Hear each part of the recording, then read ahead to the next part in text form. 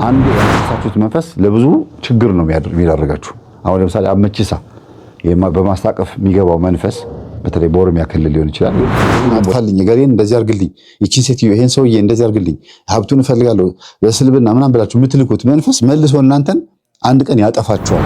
እዚያ አስመጥቼው ከአንዷ ፈረንጅ ጋር ከበስተጀርባ ተንተን ብሎ ተሻርኮ ወጣት ስለሆነች እኔ ትልቅ ሆንኩበት መሰለኝ። ወጣት እሱም ወጣት ነው።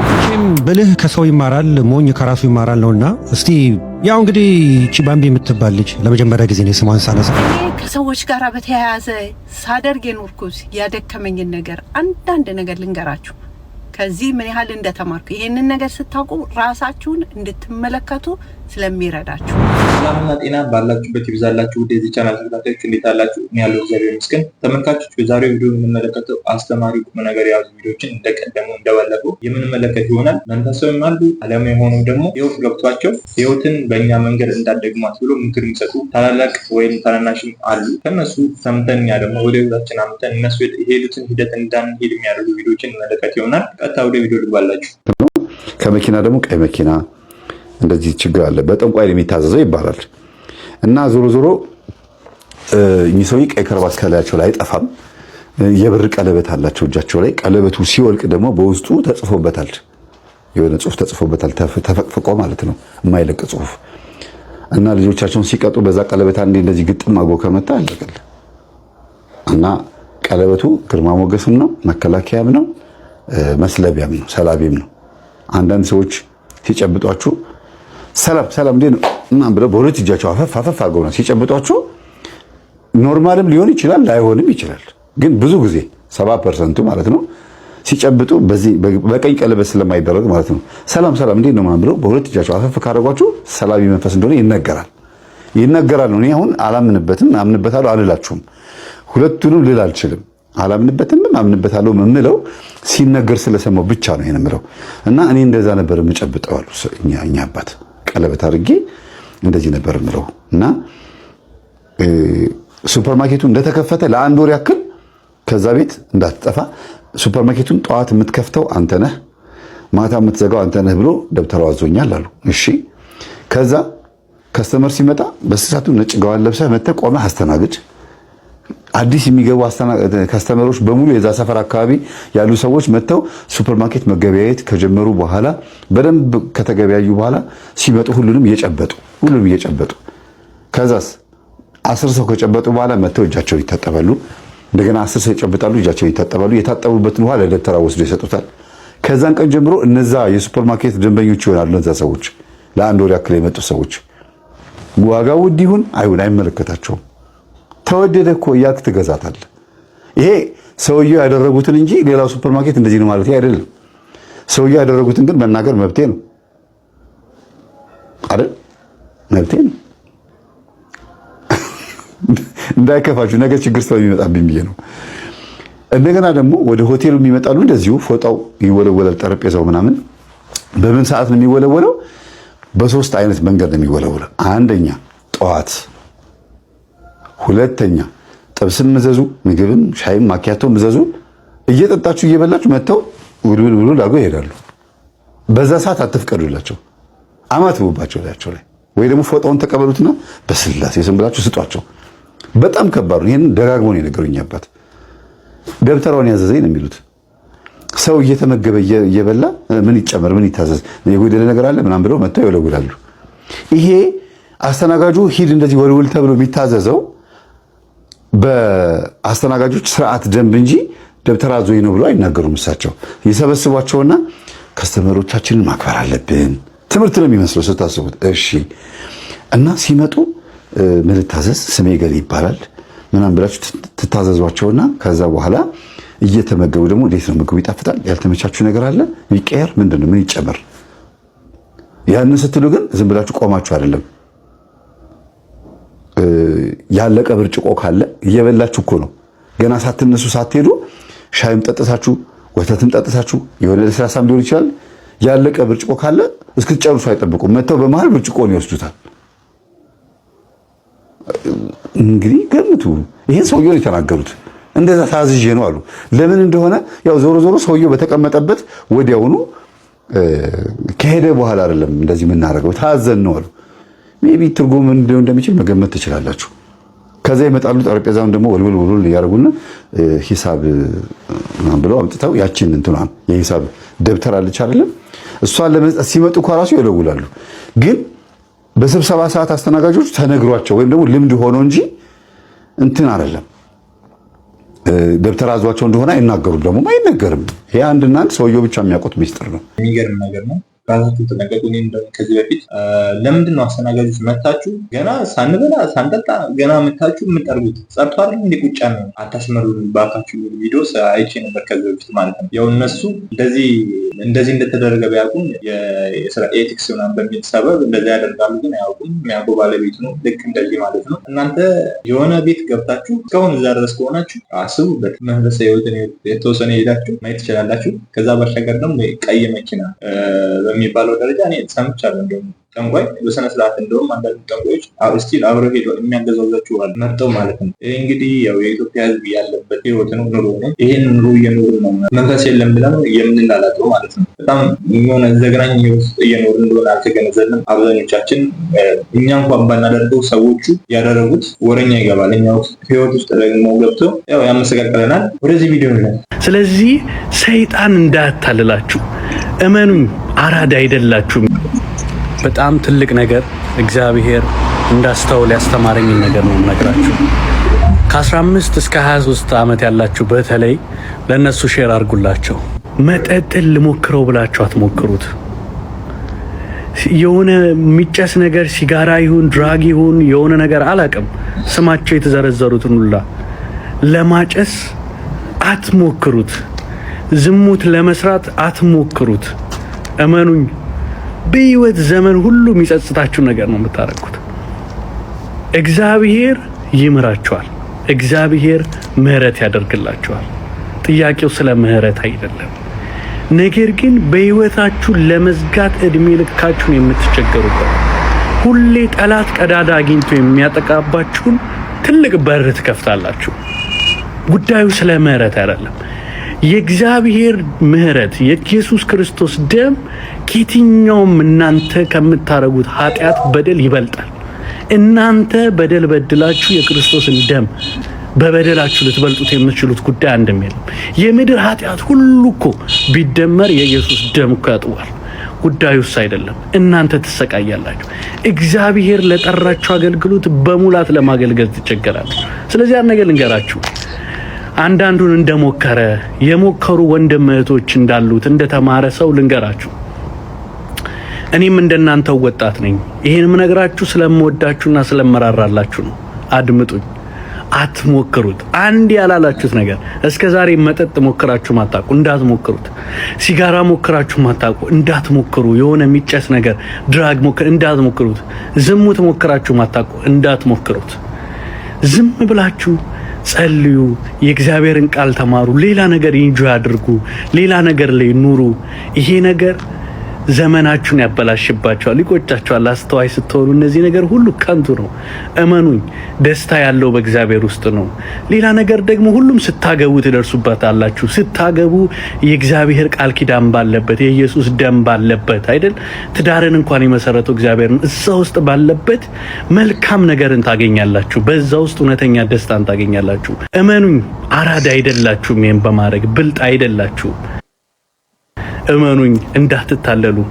እግዚአብሔር የሚመክረን እንዲያድርጉ የሚለን ሲኦል ሊከተን ምናምን ስለሚወደን ነፍሳችንን ምን ያህል እንደሚጎዳ ስለሚያውቅ ነው። ስለዚህ ይሄንን ቪዲዮ ለወንድም እህቶቻችሁ ሼር አድርጉላችሁ። ጥያቄም ካላችሁ ደግሞ በእንደዚህ አይነት ነገር ኮሜንት ላይ አስቀምጡልኝ። እግዚአብሔር በረዳኝ መጠን ከተማርኩት እኔም ወንድሞቼ ምን መልሳለን።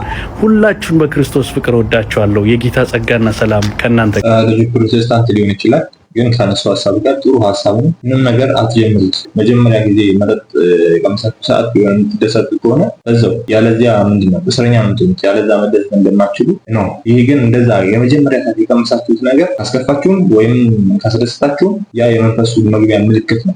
መንፈሱ ውስጥ እንደገባ የሚያሳይ ምልክት ነው። ሲጋራ የማጨሳችሁ መጀመሪያ ሰዓት የምታዝኑ ከሆነ መንፈሱ የመግባት ምክንያት፣ የምትደሰቱም ከሆነ መንፈሱ የመግቢያ ምክንያት ምልክት እየሰጠ ነው ማለት ነው። እናንተ በየትኛው ቦታ እንደሆናችሁ አስቡት ማለት ነው። ይህ ልዛችሁ የምችለው ምንም ነገር አትጀምሩት። ይሄ ልጅ ሞክሩት፣ አይቶት ይወጣ ሊሆን ይችላል። ሄዶን አላውቅም። ብቻ ብልጥ ከሆናችሁ ሳይደርስባችሁ እንደዚሁ ከሆነበት ሰው ላይ መማር አሪፍ ነው ብዬ አስባለሁ፣ እንደኔ ማለት ነው። መተት ግዴታ እኛ ክፉ ስለሆነ አይደለም የሚደረግብን። ሰዎች በእኛ ስለሚቀኑ ባለን ነገር ባለን ህይወት በማንኛውም ነገር የሚቀኑ ከሆነ መተት ያደርጉብናል። ግዴታ እኛ መጥፎ ሰዎች ስለሆነ አይደለም መተት የሚደረግብን። ወደዚህ ቪዲዮ እንግባ። ይሁን ትዳር ላይ የሚሆን ሰፈር ውስጥ የሚሆን የትም ቦታ በአይናችሁ አይታችሁት ወድጄዋለሁ የምትሉት ነገር ከምን እንደሆነ መጀመሪያ ቼክ ማድረግ አለባችሁ። አንደኛ ከቡዳ ነው ወይ? ቡዳ ነው ወይ እኔ ውስጥ ሆኖ ያን ነገር እንደወደው ያደረገኝ? እግዚአብሔር ነው ወይስ መላእክት ናቸው ወይስ እኔው ራሴ ስሜት ነው? የዝሙት ፍላጎት ነው? የዝሙት መንፈስ ነው? የትኛው ነው ብላችሁ ቼክ ማድረግ አለባችሁ ከመንፈስ አንጻር። ሁለተኛ ነገር ደግሞ በእኔ ላይ ማን ምን ሊያደርግ ይችላል? መተት እኔ ምን አድርጌው ሳይሆን እናንተ ምንም ባታረጉትም ለጥቅሙ ብሎ ሊያደርግባችሁ ይችላል። ክፉ ስላደረጋችሁ አለ መተት የሚደረግባችሁ። እናንተ ጋር የሚጠቅም ነገር ተገኝቶ ሊቀማችሁ ሊሆን ይችላል። ልክ ሴክሬታሪዋ እንዳደረገችው ማለት ነው። ወይም ደግሞ የእናንተን ነገር ለማጥፋት ለማበላሸት፣ ለመቀማት ብቻ አይደለም ለማበላሸት ሲሆን ሰው ተንኮል ሊያደርግባችሁ ይችላል። ያ አንዴ የገባው መንፈስ ግን በህይወታችሁ ላይ አብራችሁ ነው የሚኖረው። መስሪያ ቤት ከሆነ መተቱ የተደረገው ወደ ቤት ይመጣል። ቤት ከሆነ መተቱ የተደረገው ወደ መስሪያ ቤት ይሄዳል። ሰፈር ከሆነ የሄዳችሁ ለቅሶ ላይ፣ እድር ላይ ወይ ደግሞ የሆነ ግብዣ ላይ የሆነ ነገር ላይ በልታችሁ የመጣችሁት ወይ ሆቴል ሊሆን ይችላል ወደ ቤት ይዛችሁ ትመጣላችሁ። ከዚህ በፊት ሳስተምር ሰምታችሁ ከሆነ ሴተኛ አዳሪ ጋር የሚልከሰከስ የነበረ የቤት አባወራ የዝሙት መንፈስ፣ HIV፣ የቡዳ መንፈስ፣ የተለያዩ አይነት ነገሮችን ይዞ መጥቶ ሚስቱ ላይ ነው የሚያቀብላት። ለልጆቹ ነው ጦስ የሚሆነው። በሽታ ብቻ አይደለም ወይ መንፈስ ብቻ አይደለም የሚያወርሰው። ትዳር መለያየት አለ፣ በሐሳብ አለመግባባት አለ፣ በሐሳብ ተግባብተው ንብረታቸው ማጣት አለ። ያ ማለት እንሽጠው፣ እሺ እንደዚህ እናድርገው፣ እሺ ይሄ እንደዚህ፣ እሺ ትልና ነገሩ በሽሽት ይላል። ፈቃደኛ በመሆን ለምን ያን እሺ እንድትል ደግሞ መተት ሊደረግም ይችላል። ያረግባትም ልታረግበትም ትችላለች። ፈቃደኛ እንዲሆኑ የሐሳቤ ደጋፊ አድርጋት ወይም የሐሳቤ ደጋፊ አድርገው ብለው ያደርጓሉ። የምታዋርዷቸው ሰዎች፣ የምትሰድቧቸው ሰዎች፣ የምትንቋቸው ሰዎች እናንተ ላይ ምን ሊያደርጉ እንደሚችሉ መገመት አለባችሁ። የሆነ ነገር ልታረግብኝ ትችላለች ወይም ሊያረግብኝ ይችላል ብላችሁ መጠንቀቅ አለባችሁ። በአፊ ጠፉ በለፈለፉ ነዋ። ምላሳችሁን አልሰበሰባችሁማ። ወይም ደግሞ በአንድም በሌላ መንገድ ሳታውቁት ሰው አስቀይማችሁ ሊሆን ይችላል። ለበጎ ነገር ያደረጋችሁት ወደ መጥፎ ተቀይሮ ሊሆን ይችላል። እና እኚህ ሰውዬ አገር ሰላም ብለው ስራ አስኪያጅ ናቸው። ሚስት መጣ ብለው አገቡ። ሲያገቡ ደግሞ ግቢያቸው ውስጥ የሚገራርሙ ቤቶችን ሰርተው የገዛ ሚስታቸውን የዛ ነገር ተቋዳሽ አደረጓት። ለምን ቤት ሰሩ አይደለም፣ ለምን አገቡ አይደለም። ግን መጀመሪያ የገባው ሰይጣን፣ የመስተፋቅሩ ሰይጣን ወይም የቡዳ የዝሙቱ መንፈስ ይሄን ሰውዬ እኮ ባገባው ሀብቱን ወርሳለሁ፣ ስራ አስኪያጅ ነው፣ በደንብ ደልቀቅ ብዬ እኖራለሁ ብላ ያሰበችበት የጥቅም ጎልዲገርነት ማለት ነው። ጎልዲገርነት ተከትሏት ቤት ድረስ መጥቶ ግን ዘማዊን ያረጋት፣ ሌዝቢያን ያረጋት፣ አላዋጣትም፣ አልጠቀማትም፣ አዋረዳት። የመስሪያ ቤት ሰው በሙሉ እንዲሰማኝ ያደረገው እና ሁሉም ቦታ ላመችሳ በአማራ ክልል ላይ ወይም ወደ ሰሜኑ አካባቢ ላይ ስትሄዱ ደግሞ አመቺሳ ራሄሎ ነች። ልክ ሴት ልጅ ስትወልድ ብልቷ አካባቢ ጋር ጥቁር ዶሮ መታ ራሄሎ የምትባል ዶሮ ይታረዳል። ዶሮ ራሄሎ ተብላ ስም የወጣላት ዶሮ አለች ኪብ ውስጥ የምትረባ። የእሷን እንቁላል ይበላሉ፣ እሷን ያርዳሉ ምናምን እንደዚህ። ይሄ አመቺሳ ይባላል። ወደ ሌላው ክልል ላይ ስትሄዱና ማስታቀፍ ነው። ህፃን ልጅ ሲወለድ ገና ሳይገረዝ በፊት ወይም ገና ክርስትና ሳይነሳ በፊት ያስታቅፋሉ። ተገርዞም ሊሆን ይችላል። ዞሮ ዞሮ ግን ያንን ያስታቅፋሉ። ከዛስ ያንተ ነው ተብሎ ልጁ ለመንፈሱ ይሰጠዋል። አሳድገው የእናት አባት ከራማ ነህ፣ ቢዝነስም ስራም ሁሉ ነገር ትዳርም ሁሉን ስጠው ተብሎ በመንፈሱ ነው የሚሰጠው። አመቺሳ ደግሞ እሺ ይላል መንፈሱ። ተሰጥተኸኛል፣ የኔ ነህ፣ አስራቴ ነህ፣ በኩራቴ ነህ ይለዋል። ስታድጉ፣ ስትበሉ፣ ስትጠጡ፣ የምትገዙት ልብስ ሁሉ ነገር የማምርጫ ነው፣ የእናንተ አይደለም። ፈልጋችሁ ታረጉታላችሁ፣ ግን ይበላሻል። ሳትፈልጉት የሄዳችሁበት ቦታ ያም የእናንተ አይደለም። አገኘው ስትሉ ታጣላችሁ። ለምን ለማን እንደተሰጣችሁ ባለማወቅ ምክንያት ቤተክርስቲያኑ ስትመጡ፣ ጠንቋይ ጋርም ስትሄዱ፣ ወይም ደግሞ እዛ መስዋዕት የሚቀርብበት ቦታ ስትሄዱ የተደበላለቀ ህይወት ይኖራችኋል። ማተብ አስራችኋል፣ ግን የእግዚአብሔር አይደላችሁም። ቤተክርስቲያን ግቢ ውስጥ ነን፣ ሰንበት ተማሪ ሆነን እናገለግላለን፣ ዲያቆን ሆነን ወይም ደግሞ የተለያየ አይነት ሰባኪ ሆነ ያገለግላል፣ ግን ፍሬ የለም። ለምን ሲባል ውስጥ ተዋርሷል። ደብተራው ደግሞ ሌላ መችሳው ደግሞ ተዋርሶ ነው ካደጉ በኋላ አብነት ትምህርት ቤት፣ በቆሎ ትምህርት ቤት ለእውቀት፣ ለግርማ ሞገስ፣ ለትምህርት፣ ለአስማት፣ ለድግምት ተብሎ ወይም ደግሞ ለቢዝነስ ተብሎ ና ሀቤ ተብሎ መንፈሱን ይዋረሱታል። ያ በዚህ መልክ የገባው መንፈስ ደግሞ ትዳር የሚያዝ ገንዘብ የሚያገኝ ምን የሚያገኝ ቤተክርስቲያንን የሚያሰድብ ስራ እየሰራ ያድጋል። ያዳቆነ ሰይጣን ሳያቀስ ሳይቀርም የተባለው ለዚህ ነው። የደቆነው ውዳሴ ማርያም ለመሸምደድ አብሾ ወስዶ ነው። አብሾ ውስጥ ደግሞ መንፈስ አለ ተደግሞ ነው። ስለዚህ የደቆነው ጥሩ ባልሆነ መንገድ ስለሆነ በዛው መንፈስ ይቀስሳል፣ በዛው መንፈስ ይጠብሳል፣ በዛው መንፈስ ሀገር ያጠፋል። ከዛ ጥበብ ነው ይሄ እኮ የአባቶቻችን ነው እየተባለ ይወራል። ተመልካቾች ይሄ ነገር ቤተ መቅደስ ውስጥ የሆነ ወረብ በሚቀርብበት ሰዓት የሆነ ሰዓት ቀስ ብሎ ነው የሆነ ሰዓት ሞቅ እያለ ይመጣል መዝሙሩ። በአንዳንድ ሲመታ የነበር ሲቆረቆር የነበሩ ከፍ ምናምን ሲል የሆነ ሰዓት በቃ ምስጥ ይላሉ። አበቷቸው የሆነ ከበሮና በቃ እንደልባቸው ነው የሚያሽከረክሩት። ይሄ መንፈስ ነው። ይጨፍራሉ። እንደውም ከበሮን እየመቱና ይጨፍራሉ። እንደውም አላይ ወዴት እየሄደ ነው ያ ግራም ጋባበት ነገር አለ። ይሄን ከዲያቆናት ጋር ገናኙት ያመችሳ ልጅ የተጣጣችሁ ደግሞ ህይወታችሁ ማየት ስላላችሁ ምናልባት እንኳን ይሄን ለምብላችሁ ታስቡ ቤተሰቦቻችሁ ስለሚያውቁ እናንተ ልጅ ነበራችሁ ስለማታውቁ ቤተሰቦቻችሁ መጠየቅ አሪፍ ነው ያምናለሁ። ብዙ መልስ እንደምታገኙ እርግጠኛ ነኝ። በህይወት እንግዲህ ሲቃይ ውስጥ ያላችሁ ሰዎች ቤተሰቦቻችሁን ጠይቁ፣ መፍትሄ ታገኛላችሁ ብዬ አምናለሁ። በቃ ወደ የሚበልጠው ነገር ወደ መንፈሳዊ ህይወት መምጣት፣ መንፈሳዊ ህይወት መኖር ማለት መምጣት ማለት መመለስ አይደለም። በዓለም ሆነ እንደ ዓለም ከዓለም ኃጢአት ርቆ ወጣ በአንድ ነገር ውስጥ በቤተክርስቲያን መሸሻው ቤተክርስቲያን የምታዘው ነገር መተግበር ነው።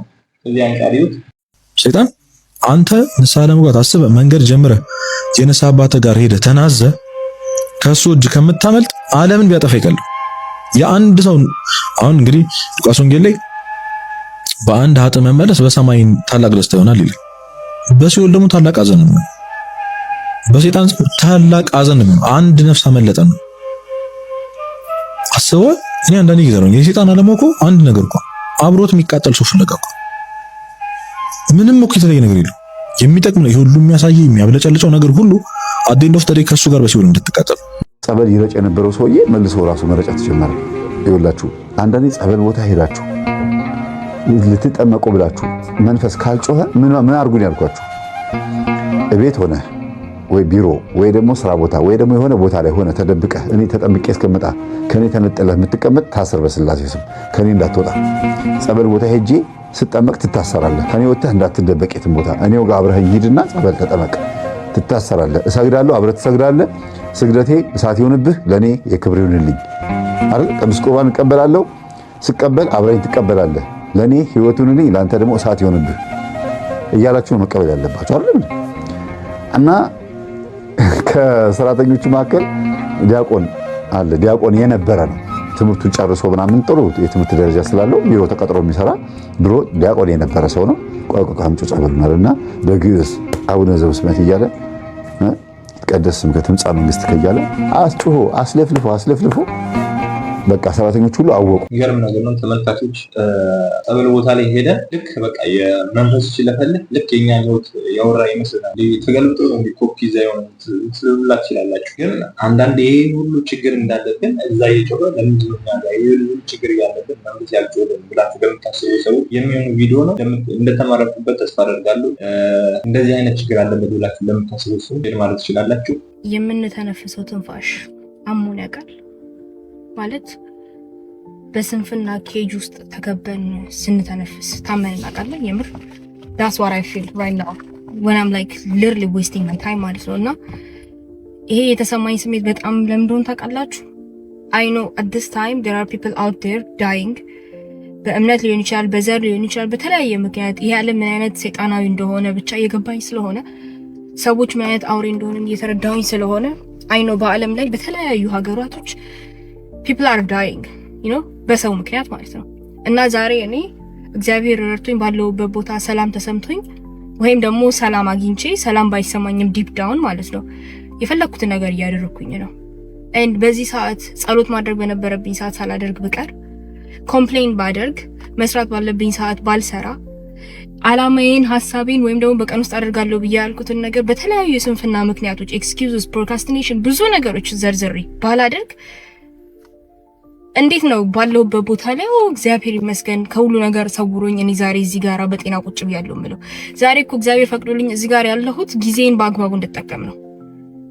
and lately I mean ሰው ነኝ I am በጣም like እንዴት ነው ደካማ ብዙ ነገር ሊሆን ይችላል አውቃለሁኝ። በፊት ከሚሰማኝ በላይ like ሰነፍሶን እያስጠላኝ ራሴን እየጠላሁት ነው በጣም ማለት ነው። like እንዴት ነው ግሬትፉል ነኝ የምለው በዚህ ሁኔታ ውስጥ እኔ እዚህ ሀገር እየኖርኩኝ ነው በሰላም ሌላ ሰው ሌላ ሀገር ደግሞ እየሞተ ነው። ባይሞት እንኳን እስኪሞት ድረስ የሚያዩት ነገሮች ሰዎች በአካባቢያቸው ሰላማዊ ካልሆነ የምትጨነቀዋን ነፍስ አስቧት። and በተመሳሳይ ሰዓት ዛሬ እኔ በሰላም እየኖርኩኝ ነው and I'm not doing what I supposed to do። መቼ ነው ላይፌን like get together አድርጌ በስነ ስርዓት የምኖረው? ተረዳችሁኝ? መቼ ነው ንስሐ ገብቼ ወደ ፈጣሪ መመለስ? ይቅርታ myself cut me off but what I was saying is መቼ ነው መስራት ያለብኝን ስራ ሰርቼ ለወገኔ እምቆመው? መቼ ነው the right person የምሆነው? ምንድነው የምጠብቀው? ወይ አልሞት ወይ አልጠቀምኩ። this is what I feel literally በዚህ ሰዓት ታይሚንግ ዌስት ሳደርግ ማለት ነው። and አሁን ልላችሁ የፈለኩት ነገር for whatever reason you are in ሰነፍ ለሆናችሁበት ኤክስኪውዝ ለምትፈጥሩት እንደዚህ ሆንኩኝ እንደዛ ሆንኩኝ ይሄን እንዴት ላድርግ እንደዚህ ከትንሽ ነገር በህይወታችሁ ማድረግ ፈልጋችሁ ባታደርጉ let me tell you you're not grateful በቃ አለቀ። and I'm so mad at myself ማድረግ ያለብኝ ነገር ባለማድረግ I'm so mad። ከዚህ በላይ ምንም አይነት ነገር ሊያነሳሳኝ አይገባም። ከዚህ በላይ ምንም ነገር ልጠብቅ አይገባም። ለኔ ተርኒንግ ፖይንት ይሄ ነው። like እኛም ምንድነው ሁላችንም የምንጠብቀው? ምንድነው የምትጠብቀው ወንድሜ? like so every single time I feel weak, every single time I feel I don't know በጣም መጥፎ ነገሮች it's not okay. so I just wanted to say that ላላችሁ excuse procrastination everything it's not okay. get yourself together and work, pray, do what you're supposed to do.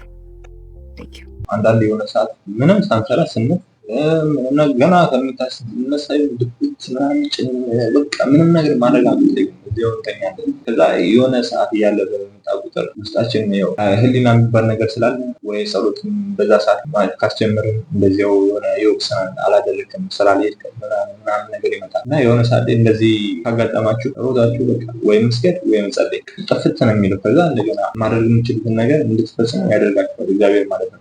በህይወት የሚጠቀምባቸው ነገሮች የሆነ ለምታደርጉ ሰዎች የሚሆን ቪዲዮ ነው፣ ስሙት።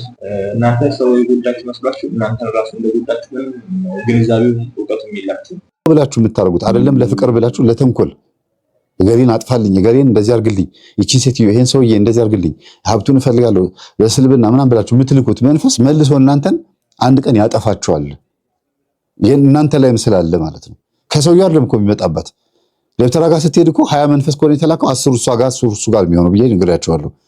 የትኛውም ሰው ጠንቋይ ቤት ብሄድ፣ የትኛውም ሴት ጠንቋይ ቤት ብትሄድ ለገሌ ጥላወጊም ታድርግ መርፌም ትትከል የሆነ ነገርም ታድርግ ምንም ነገር አሰርታ ትምጣ ለሆነ ጎረቤቷ ተሸክመው በራሷ ተሸክመው እኮ የምትመጣው መንፈሱን ሂጂ ችግር የለውም ሂጂና እኔ አከናውንልሻለሁ ሲላት እኮ ስትሄድ ተሸክመው ነው የምትሄደው። መናፍስቶቹ ደግሞ በጠንቋዩ ታዘው ነው የሚሄዱት። ሴትዮዋ ወደ ቤቷ እንደሄደች ግማሾቻችሁ የተባላችሁበት ቤት፣ ግማሾቻችሁ ደግሞ እሷ ጋር ተቀመጡ ጉዳዩን ፈጽሙት ነው የሚባለው። ሁለቱም ጋር ካልሆነ ጉዳዩ እንዴት ይፈጽማል? አይደል? ስልክ የምንደውለው በእኔ ስልክና በእናንተ ስልክ ነው አይደል? እናንተ ስልክ ሳይኖራችሁ ነው መደወል ይችላል። ወይም እኔ ስልክ ሳይኖረኝ እናንተ መደወል ትችላላችሁ? አይቻልም። ሁለታችሁም ስልክ ሊኖረን ይገባል። መናፍስትም ልክ እንደዛ ናቸው። ሴትዮዋን እንዲያርግልኝ ተብሎ ሲላክ ሴትዮዋ ጋር ሄደው ገብተው ሁሉም ገብተው አይደለም ጉዳይ የሚያስፈጽሙት። ግማሾቹ እዚህ ሆነው ጉዳይ አስፈጻሚዎችና አስፈጻሚዎቹ ይናበባሉ። ያኛው ጉዳይ ሲፈጸም እቺ እንድታይ ደግሞ ያደርጓታል። እሰይ የታባቷ ገደልኩላት፣ ሬሷን አወጣሁ ከቤት ውስጥ ተጫወትኩባት፣ ልጆቿን እንደዚህ ያደረኩኝ፣ ባሏን እንዲያርኩኝ፣ ሚስቱን እንደዚህ ያደረኩኝ እያሉ ነው እንዲያዩ የሚያደርጋቸው። ለምን ቀሪው ስላለ ማለት ነው። እና እቺ ልጅ ሐሳብ ሆነባትና ደብተራው ጋር ደውላ አረጋሽ ወደ እኔ ማየት ጀመረኩ።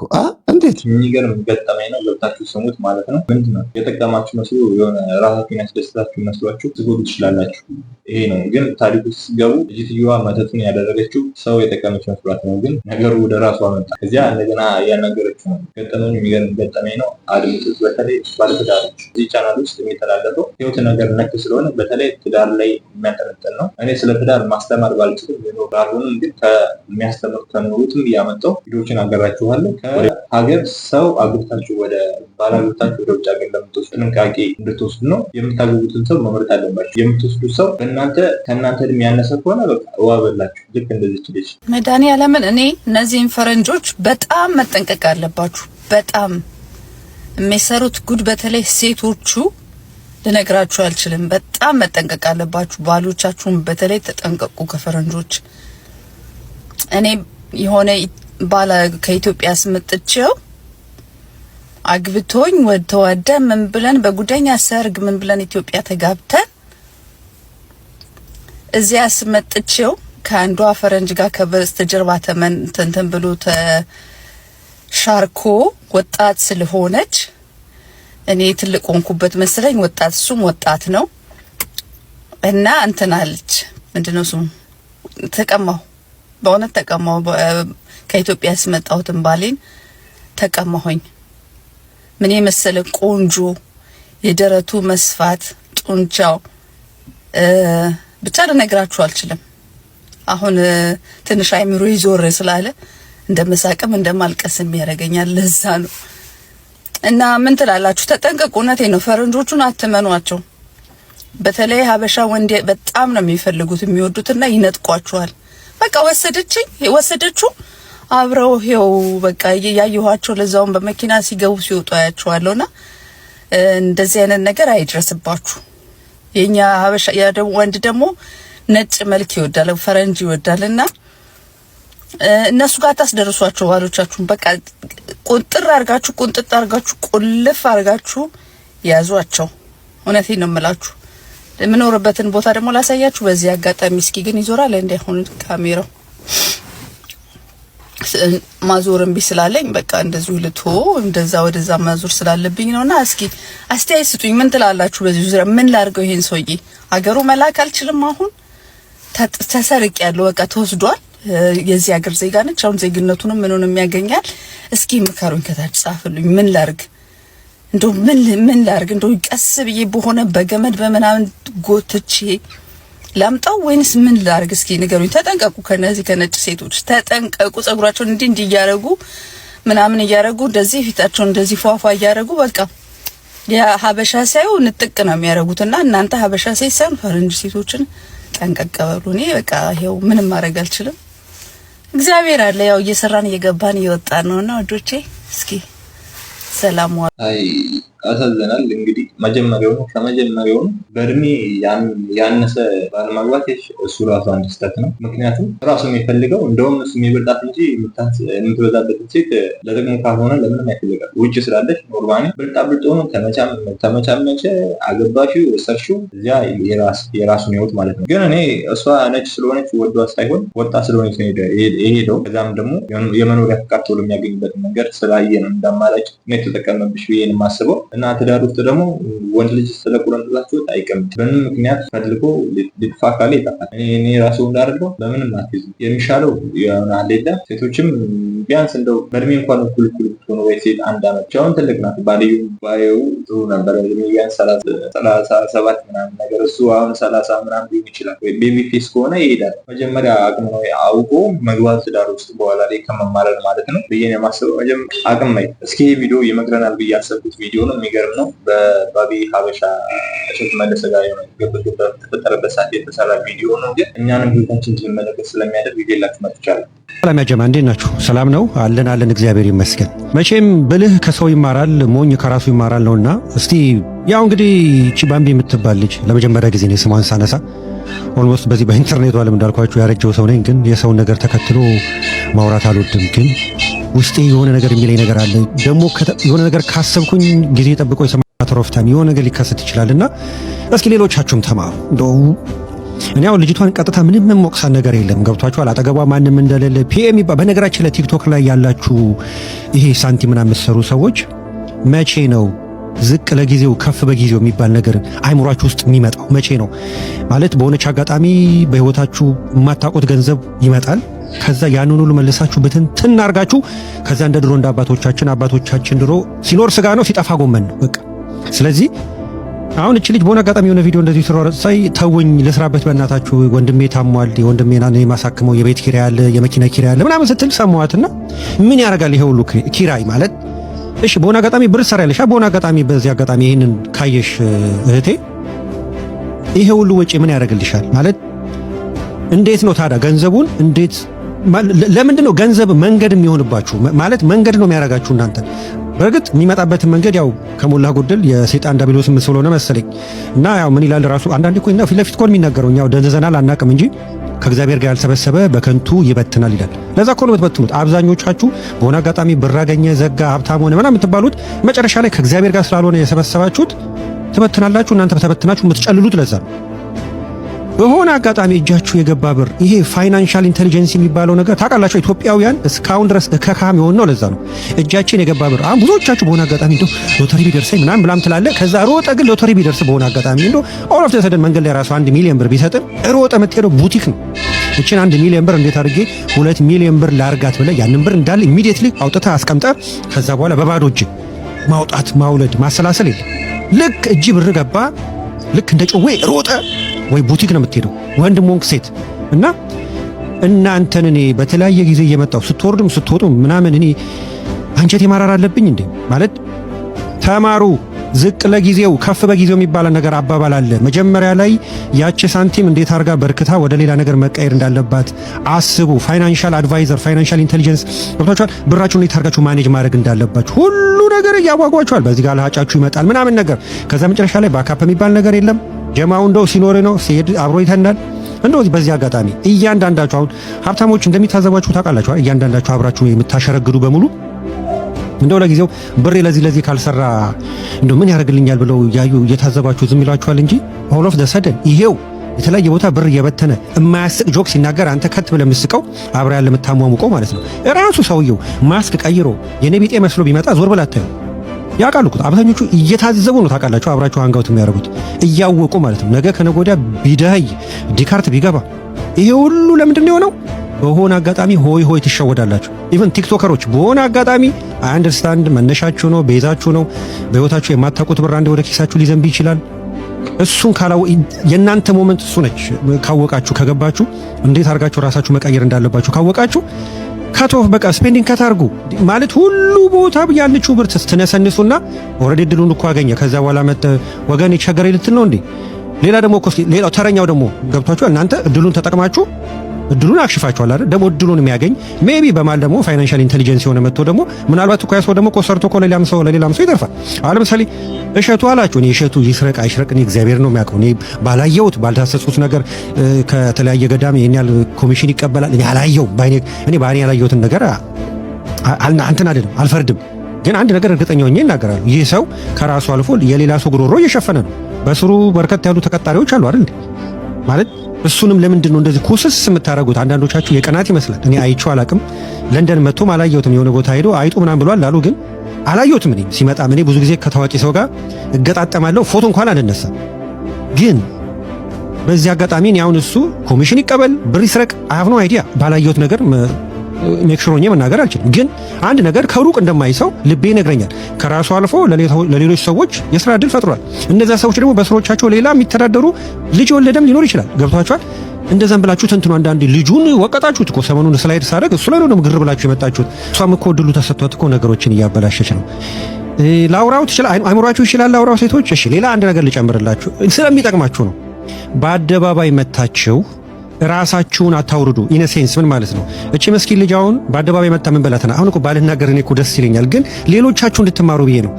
እኔ የምፈልገው ሀብታም ባል ነው ብላ ስትል ሀብታሞች ዱ ዩ ቲንክ በነገራችን ይሄ ንግግር ሀብታሞችን ኢንቲሚዴት ማድረግ ነው። ታውቃላችሁ አይደል? ቢካዝ ሀብታሞች ንቃተ ህሊናቸው አይረባም። ስለዚህ አደንዶ ዘዴ እኔ የትም ሆኜ የትም ወጥቼ የትም ገብቼ አንዱ ቢመጣ ይዞኝ ይሄዳል። ሀብታሙ እኮ ያንን ብር የሰራው ጭንቅላቱ ስለሚሰራ ነው። አንድ ሰንበዛ ገብቷቸዋል። ሶ ባምቢ በአንድ ሀብታም ህይወት ውስጥ ገብቶ ምንድነው ከበር የሚያደርግለት ለዛ ሀብታም? ተረዳችሁኝ አይደለ? እንትን አትበሉ ማለት ራሳችሁን ማለት እንትኑን ለዩ። አብዛኞቹ ሀብታሞች አስፋራሳ ኮንሰርን እንደማቀው ገብቷቸዋል። ሊያቢሊቲና አሴትስ የሚባለውን ነገር ያውቃሉ። ሴት ወደ ህይወታቸው ሲመጣ አሴትስ እንዲሆኑ ነው እንጂ የሚፈልጉት ሊያቢሊቲ የሚፈልግ ሀብታም ሴት ሊያቢሊቲ ሴት የሚፈልግ የለም። እኔ እስከማውቀው ድረስ እውነቴን እንምላችሁ አያም 100% ሹር በዚህ እርግጠኛ ነኝ። የሀብታሞቹ አብዛኛው ስነ ልቦና ልድገምላችሁ ለመጨረሻ ጊዜ አሴትስ የሆነች ሴት እንጂ ሊያቢሊቲ የሆነች ሴት የሚፈልግ የለም። ገብቷቸዋል። ስለዚህ ባምቢ አንቺ በህይወትሽ ምንድነሽ? አሴትስ ነሽ፣ ሊያቢሊቲን ያለቅ። ስለዚህ እንደው ሀብታሞችንም እንደ ጅል አትያዋቸው። ገብቷቸዋል። የሚያደርጉትን ያውቃሉ።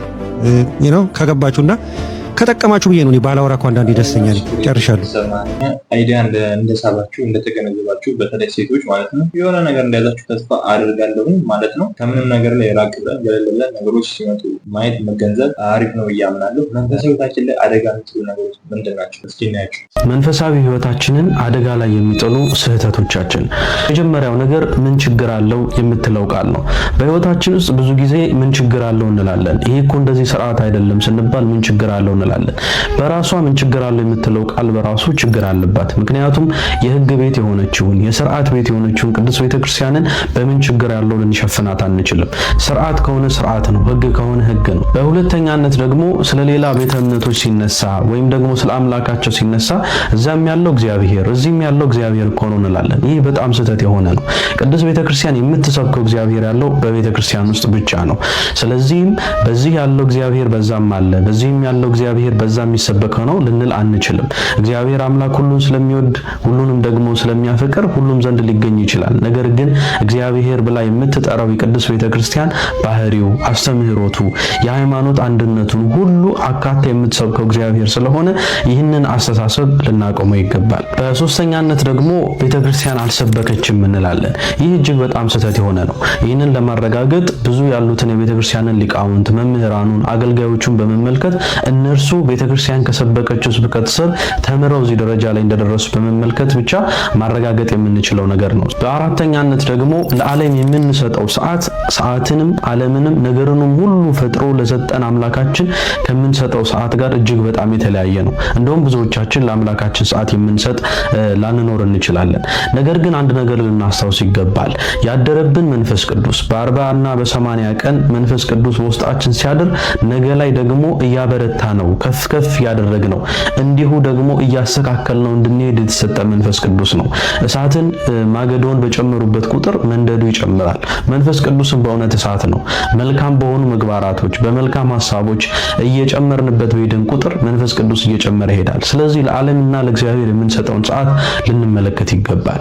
በአምስተኛነት ደግሞ የምንንቀሳቀሰው እንቅስቃሴያችን ሁሉ የልምድ እንቅስቃሴ ነው። ነጠላ ለብሶ ቤተክርስቲያን መሄድ፣ ነገር ግን ልባችን በእግዚአብሔር ፍቅር ሳይነካ ወደ ቤተክርስቲያን መገስገስ፣ ነገር ግን ቅዱስ ቤተክርስቲያን የምታቀርበውን ማዕድ ደግሞ አለመቋደስ፣ ቤተክርስቲያን መሄድ፣ ነገር ግን ቤተክርስቲያንን አለማወቅ። ስለዚህ ከልምድ ደግሞ ከፍ ባለ መልኩ የእውነት በልባችን ውስጥ ቃል እግዚአብሔሩም እንዲጻፍ የሆነ አካሄድን መሄድ። በስድስተኛነት ደግሞ ዓለም በምትሰጠን እውቅና፣ ዓለም በምትሰጠን ሀብት፣ ስልጣን እግዚአብሔርን መሸፈን የምንፈልግ በቃ እዛ ስልጣን ላይ ደርሻለሁ አሁን ክርስትና እንዳይነገርብኝ ክህነት እንዳለኝ ደግሞ እንዳይወሳ ብለን የምናስብ ልንኖር እንችላለን። ይሄ ለመንፈሳዊነታችን ትልቅ ጠላት ነው።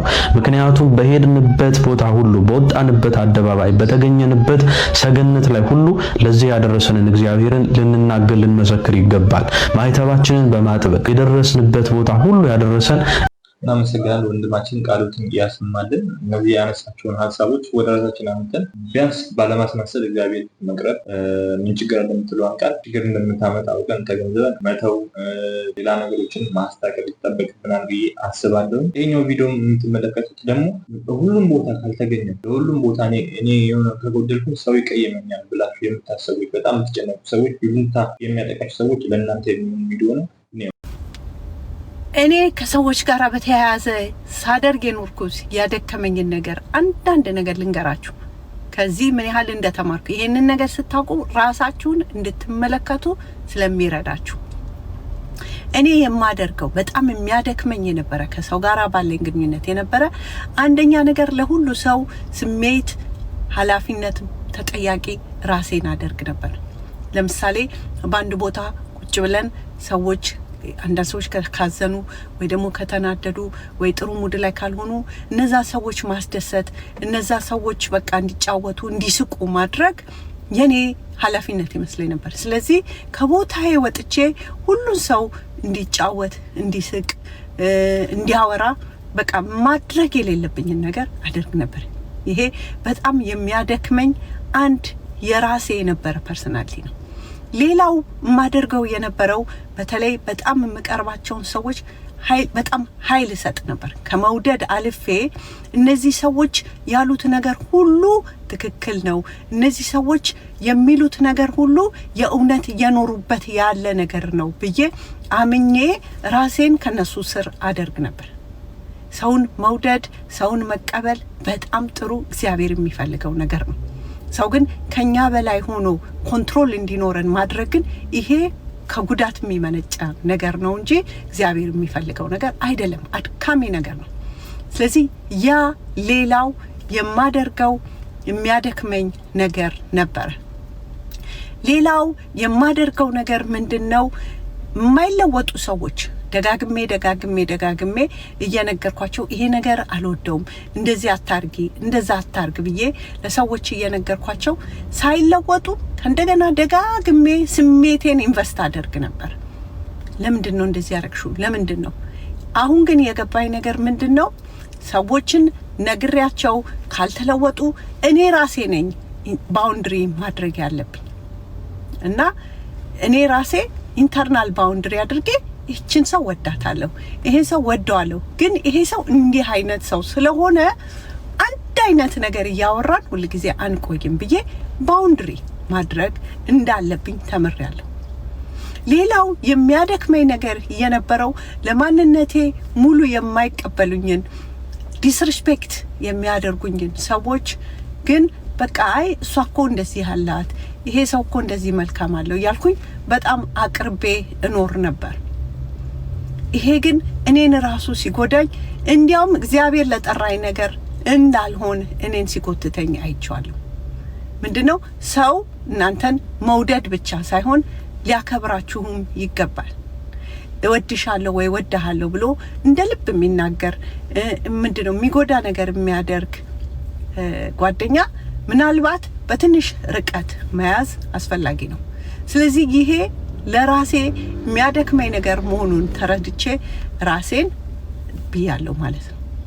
ሌላው የራሴ የሚያደክመኝ የማደርገው ነገር ቢኖር ሰዎች ከአዘኑ ከተናደዱ ምን አጥፍቼ ነው እያልኩኝ ራሴን ሁሉ ጊዜ እወቅስ ነበር። ወደ ራሴ ነበር ማመጣው።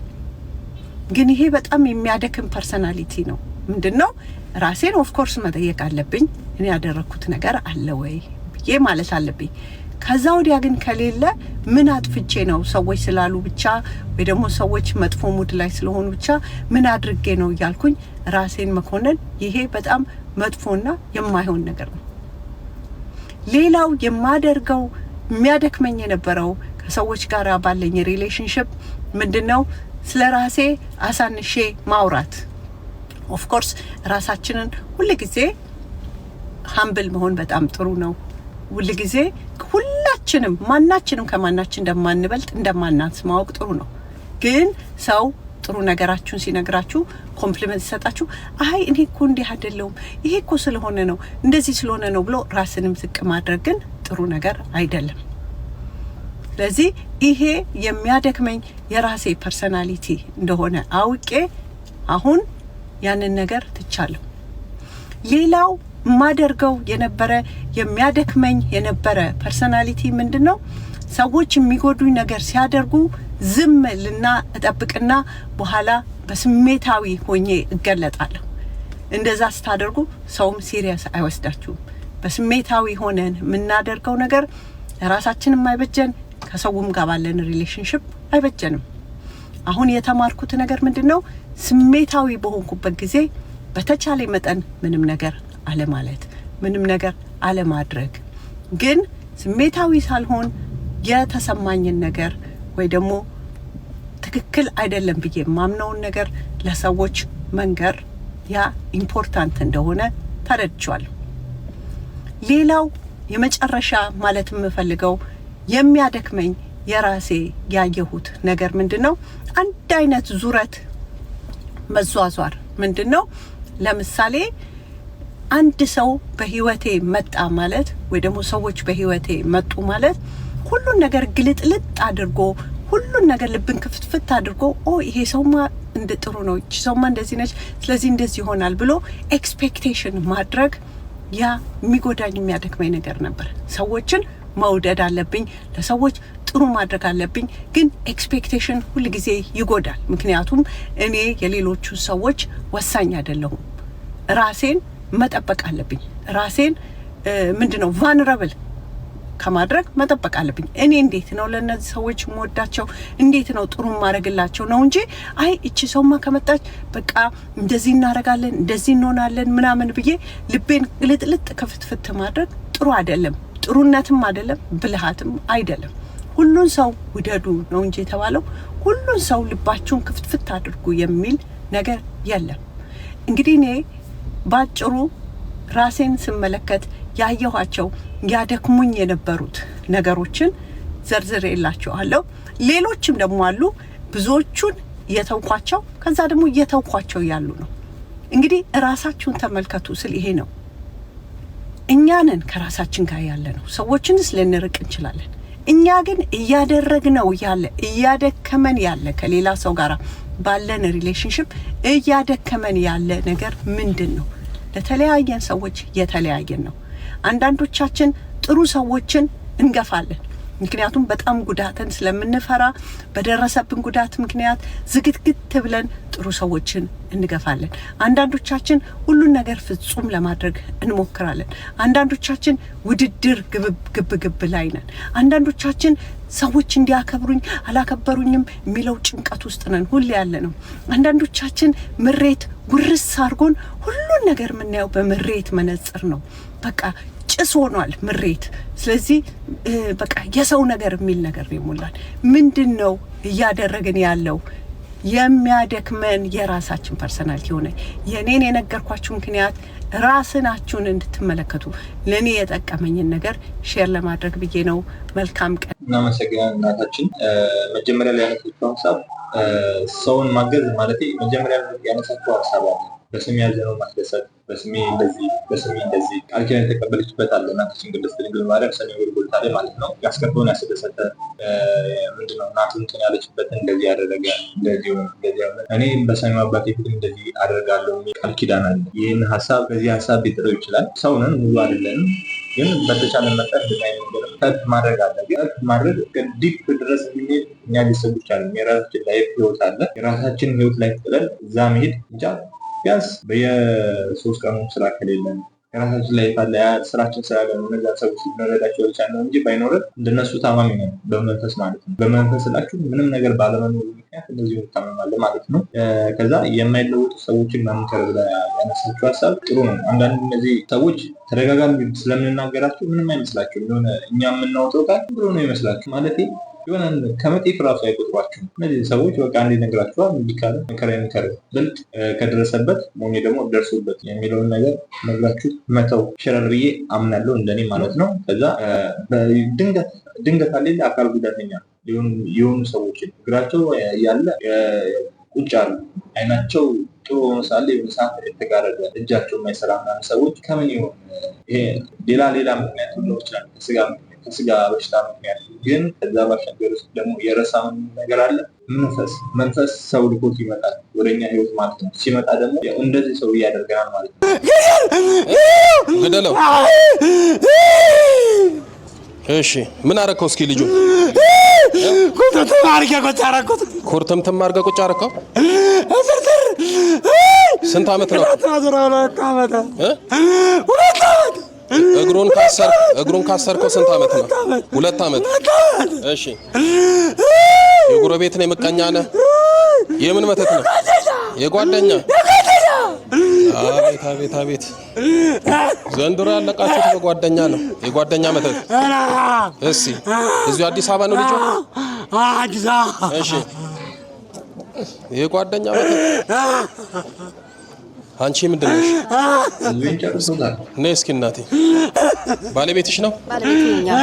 ስንት ጊዜ ነው ከታመመ? 2 ዓመቱ ነው። ግንቦት ሲማ አሁን 2 ዓመቱ። ግንቦት 7 ራሱ ጓደኞች አሰሩት፣ ሽባ አረጉት። አው ከዚህ ፊትም ነበረ አሁን ወስጄው ነበረ። እሺ አቡነ አረ ቁጭ ብለን አንደበቱን ከፈተለት። አንደበቱን ሁላ ተያዘ። ከዚህ በፊት አንደበቱን ይዞት ነበር። በቃ በዚህ ጥሪ ወሰድኩት እኔ አቡነ አራ ዛሬ አመት ማለት ነው። የዛሬ 2 ዓመት ወስጄ ትንሽ አንደበቱን ከፈተለት። ምግብ መውሰድ በዱላ እያያሱ አረ ተቃጠልኩ። እንኳን ተቃጠልክ። መብራን ተቃጠለ። እሳት ታወርድብህ ኪዳነ ምሕረት። እሺ እግሩ ሁላ ይዞት ነበረ። እሺ አሁን ለውጥት እስኪ ሌላ ምንድን ነው ያደረከው? ራሱ አዘራዋለሁ። እሺ ምላሱን ምንድን ነው የምታደርገው? መንቋለሁ። እሺ ታንቋለህ። እሺ ጓደኛ፣ የምቀኛ መተት። ሌላ ማን ያለው? ማታቶቻ ግደለው ተብለን የገባው?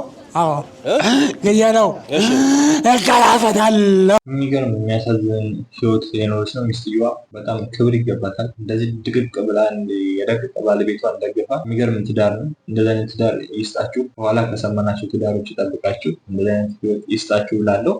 ተመልካቾች አንዳንድ ሰዎች መተት የሚደረገው ሰዎች በአፋችን ሊሆን ይችላል። እኛ ሰው ያስቀይም ብለን የተናገርነው ቋንቋ በሰዎች በነዛቸው ሰዎች ደግሞ ከባድ ቃል ሊሆን ይችላል። ያን ከባድ ቃል ሴጣን ሲደጋገምባቸው እሰራልሃለሁ ብሎ ይሄዳል። ወይ እሰራልሻለሁ ወይ እሰራልሃለሁ ብሎ ይሄዳል። ያው ሲሰራ እንደዚህ እንደምታዩት ቁጭ ያደርጋል። 2 ዓመት ቤት ውስጥ ሚስት ብቻ ናት ማይክሮን ስትበላ የነበረች። ወንድ ካልሰራ ብዙ ነገር ይጓደላል። በሴት ብቻ ትከሻ ከባድ ነው ኑሮ ለመምራት ማለት ነው። በሴት ብቻ መሰራት አረብ ሀገር ላይ ምናምን አሪፍ ነው። ግን ደግሞ እንደ ሀገር ደግሞ ስታስቡት ወንድ ልጅ ከቤት ወጥቶ ካልሰራ ነገሩ በጣም ከባድ ነው። የሚገርም ጽናት ነው። ከየት እንደሚመጣ ስለማታውቁ ከዚህ አንጻር መለከቱ ያመጣሁላችሁ ቪዲዮ ማለት ነው የሆነ ነገር እንዳያደርግ ተስፋ አድርጋለሁ። እስኪ ከፈሱ በኋላ ያለው ቪዲዮ እንመልከት። እግዚአብሔር ይባርክ። ስም ማን ነው? ወልደ ጊዮርጊስ። እግርን ካሰረ ስንት ጊዜ ነው? 2 ዓመት። ምቀኛ ጥሩ ጓደኛ አለ። ቀናብህ። በጉልበት በስራ ቀና አሰረ። ከቤት አዋለ። እስኪ እጄን ያዘኝ። በኪዳነ ምሕረት ስም ብለህ ብድግ በል። እሺ እና ተራመድ። እሺ ሄድ እስኪ። እንግዲህ እግዚአብሔር ይመስገን። እንግዲህ 2 ዓመት ነው እግሩ የታሰረው። ሄድ እመቤታችን ጋር ሰግደላት ነው። አሁንማ ካፈታች አይቀር። እግዚአብሔር ይመስገን። ኪዳነ ምሕረትን አመስግኑለት። ተመስገን። እግሩ ተፈቶ እንደዚህ ሲሰግድ ሲያመሰግን ደስ ይላል። ምቀኛ ደግሞ ወረር ቀጠል ይላል። በቃ ና ወንድሜ ና፣ አይዞኝ፣ ተመስገን። የቀረውን ደግሞ ያው የ2 ዓመቱን ቤት ሄደ ትወጣዋለህ። እሺ ደስ አለህ? አረ በጣም ደስ ብሎኛል። ያላልኩበት ጸበል የለም። እሺ ወሎ ይቻለው ጽጉራ ማርያም ይቻለው። እሺ በቃ እንደዚህ ተሰቃየ። እሷ ናት የምትሰቃየው። ሚስቴ ባለቤቴ ምንም የለኝም፣ ዘመድ የለኝ፣ ወንድም የለኝ። እሷን እግሯንም የማጣ ነው። እሷን ትፍታለ እቹትና ነይ እናቴ ባለቤት። እሷን እግሯን ደስ አለሽ? በጣም ደስ ብሎኛል። እቺ ከዘራይ ማነች? እኔ ናት። ያንተ ናት? የኔ ትሁን ሰዷት። እቺ አሁን እዚህ ኪዳነ ምሕረት ገቢ ናት ማለት ነው። እቺ ምንም አትሰራለም፣ ተፈተሃል። ለ2 ዓመት የታሰርከው በመተት ነው። ጥሩ ስለምትሰራ ኮንስትራክሽን ጉልበትም አለ እሱ እየሰራ ብሎ ቀናበት። እንግዲህ አሰራው አሁን በየቤቱ እጅግራቸው የታሰረው በሕክምናው ጥሩ የዳቦ ስም ይሰጠዋል፣ ነርቭ ይባላል ምናምን ይባላል፣ ስም ይሰጠዋል። ታስረው ቁጭ ይላሉ ከበሽታቸው ጋር ከበሽታው ስም ጋር እነሱም ቤተሰብም ተስማምተው ቁጭ ያሉ ቤት አሉ። ተመልካቾች የዛሬ ቪዲዮ ይህን ይመስል ነበረ። እንደተማራችሁበት እንደተዝናናችሁበት ምክንያቱም እንዳገኛችሁበት ለችግራችሁ ደግሞ መፍትሄ እንዳገኛችሁበት ተስፋ እያደረኩኝ ተሰናበታችኋለሁ። ሰላም ቆዩ።